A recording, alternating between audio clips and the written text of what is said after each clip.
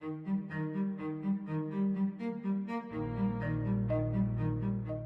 we're talking about sustainable development. This is a crucial concept. I think it's crucial for the world. But what does it mean? I think our starting point has to be how crowded our world is today. We're 7.2 billion people. The numbers have soared. We're up 10 times since the start of the Industrial Revolution. Billions more people are likely to be added to the world's population in the 21st century.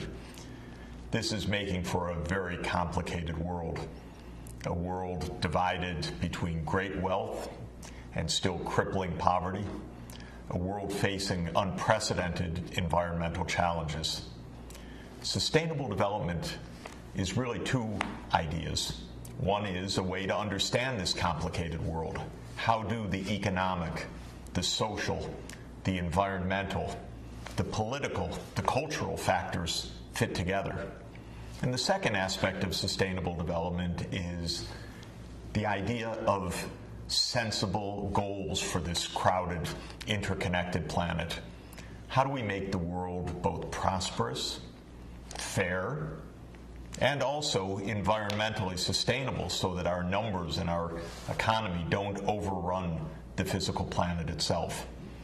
That's really the aim of the study of sustainable development, to understand the world and, of course, to help improve the world. And we need to get into that complexity. Any idea that there's one answer, one simple magic formula, one explanation, one force at work, we have to put that aside.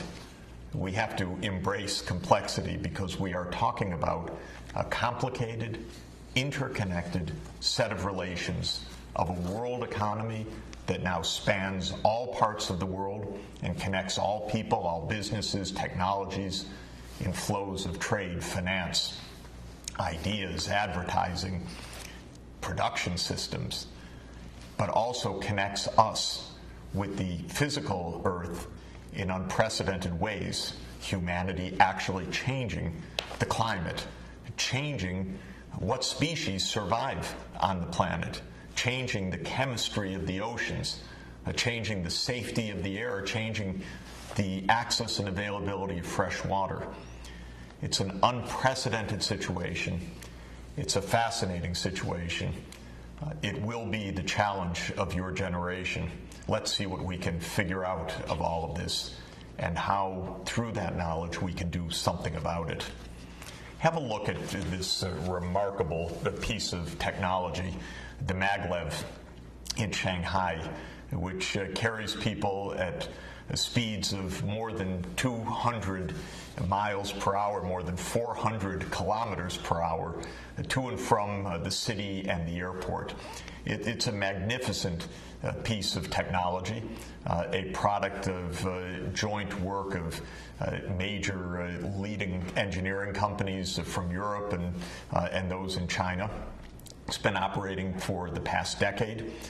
It is a kind of model of what sustainability can mean in the future, because if electric trains, these magnetic levitation trains, or fast intercity rail based on electricity are powered by clean electricity, then we have a way of helping people to move, helping goods and services to move in a way that's safe for the environment.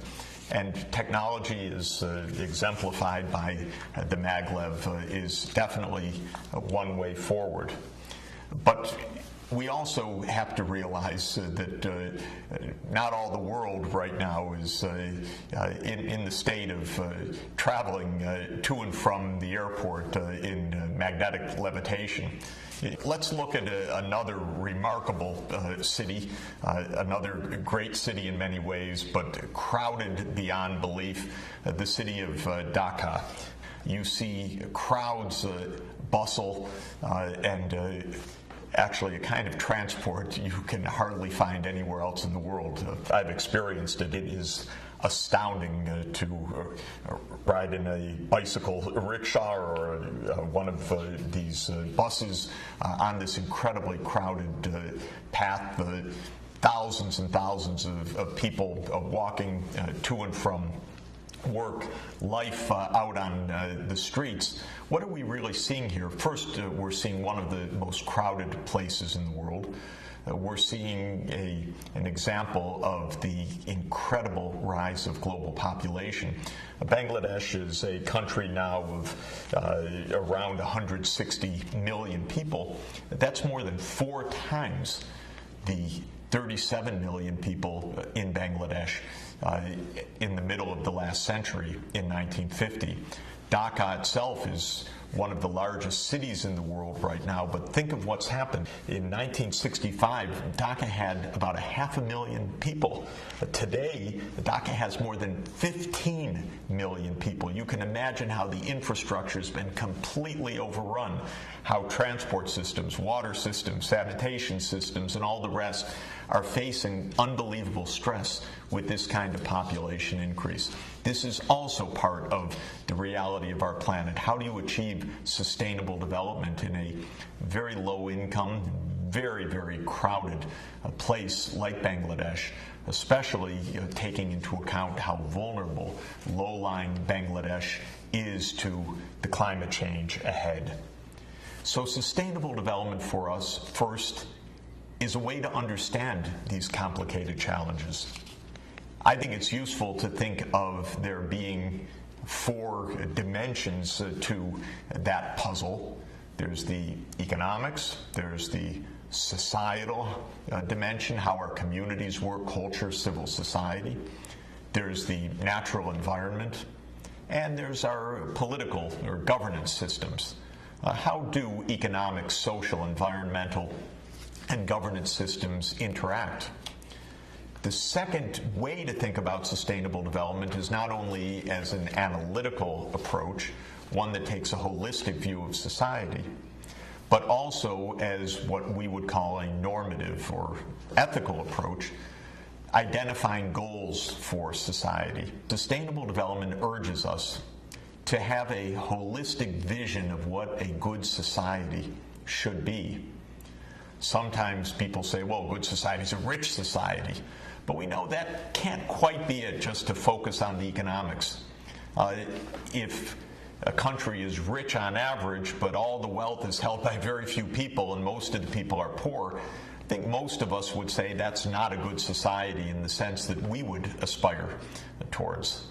So social inclusion is a second aspect of a good society, meaning that economic well-being is widely shared among different ethnic, religious, or racial groups in a country. It's shared between men and women, so there's gender equality.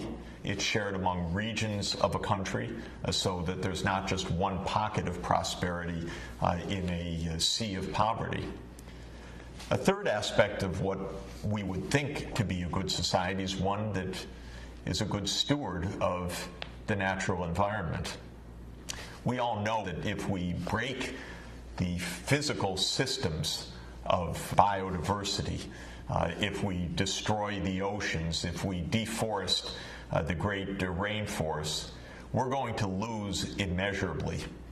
If we continue on a path that fundamentally changes the Earth's climate in a way that's unrecognizable for us in the way that humanity has developed, we're going to face grave dangers. So from a normative perspective, environmental sustainability certainly seems right if we care about the well-being of our children and future generations. And for most of us, we also care very much how government functions. People living in places with massive corruption, with lawlessness, where the politicians are not to be trusted, where government services are not fair, where there's massive discrimination, insider dealing, and so forth. This creates a lot of unhappiness. All over the world, people feel happier and better when they can trust their government. But unfortunately, in many places in the world, people don't trust their governments to be honest, to be fair, even to keep them basically secure. So from a normative perspective, We could say that a good society is not only a wealthy society, but is one that is prosperous and inclusive, environmentally sustainable, and well-governed. And our fundamental question will be, how can we take sustainable development as a goal, use our knowledge of the interconnections of the economy, of society, of the environment, and of governance to think through this crowded 21st century in a world of massive divisions of wealth and poverty, in a world of unprecedented environmental stress, but also in a world of maglevs and many, many other technological miracles. How can we find our way through this century to produce prosperity that is inclusive, that is sustainable, and that is according to decent governance with rule of law, transparency, and accountability? There are some very powerful ways forward to meet sustainable development as a goal, a shared goal for the planet.